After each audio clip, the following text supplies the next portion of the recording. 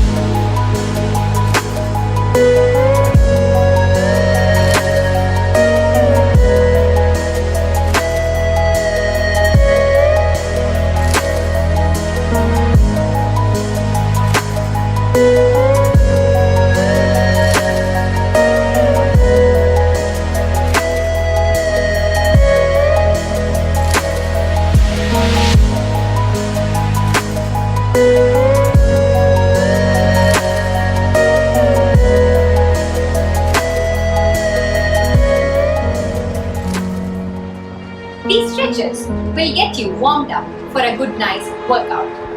So now you can go ahead and do your workout. See you in the next video and thank you so much for watching.